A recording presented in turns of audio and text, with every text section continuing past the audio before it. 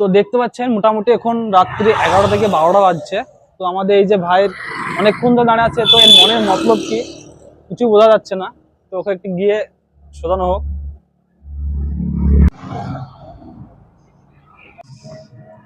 তো ভাই তুমি তো অনেকক্ষণ ধরে দাঁড়িয়ে আছো, তা তোমার কি কোনো অসুবিধা কি কিছু বলো একটু।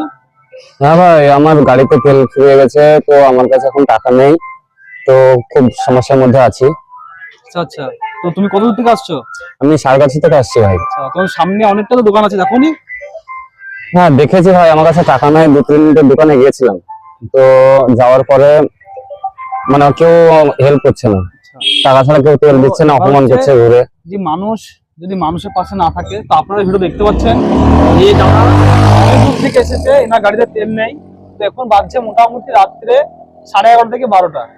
তো ইনি অনেক দূর থেকে এসেছে, সামনে আরো অনেক দোকান আছে।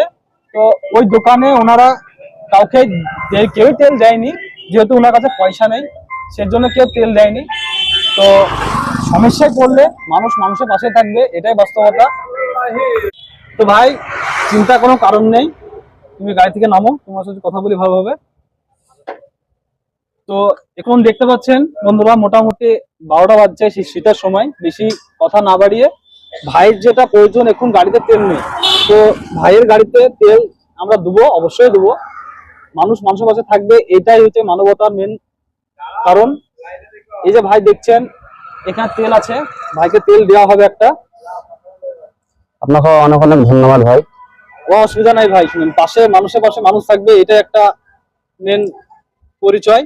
তো আপনারা ভিডিওটা যারা যারা দেখছেন সবাই চেষ্টা করবেন যেন একটা কোনো মানুষ যদি বিপদে পড়ে সবাই পাশে থাকবেন, হেল্প করবেন, এটা হচ্ছে মানবতা পরিচয়।